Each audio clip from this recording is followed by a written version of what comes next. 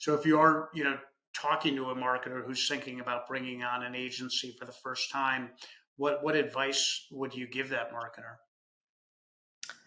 Number one, get an agency that, at least in the surface, seems to align completely with your ideals, and they not necessarily have to know a lot about your specific industry, because we have also worked with some that might not have been in the beauty industry, and they were in, let's say, wellness or like yoga or Mm-hmm. supplements, but they might have the knowledge and the understanding, and they feel the connection with the Okay. brand.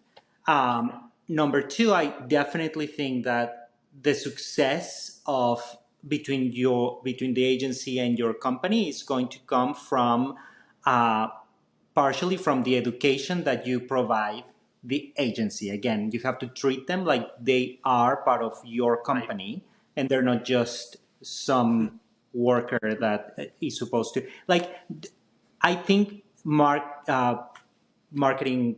managers should not assume that the agency understands the brand because they looked at a Mm-hmm. website. It's just not like Right.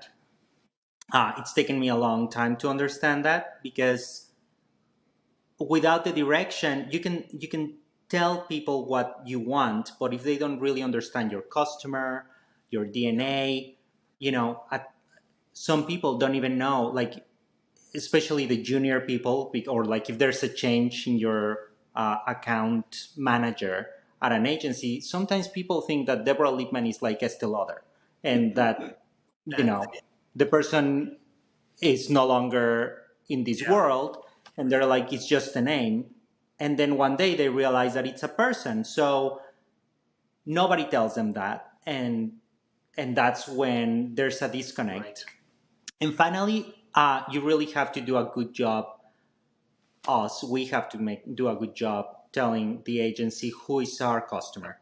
And it's fine if you want to give me ideas on what you think should be our customer, and we can do A/B tests or whatever and see if it resonates.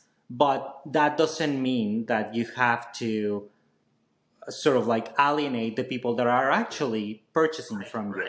Grow that demographic, expand that demographic, and then, just like with a product launch, grow it little by little. Grow the youngsters, or whatever, the millennials, the Gen Mm-hmm. Zers.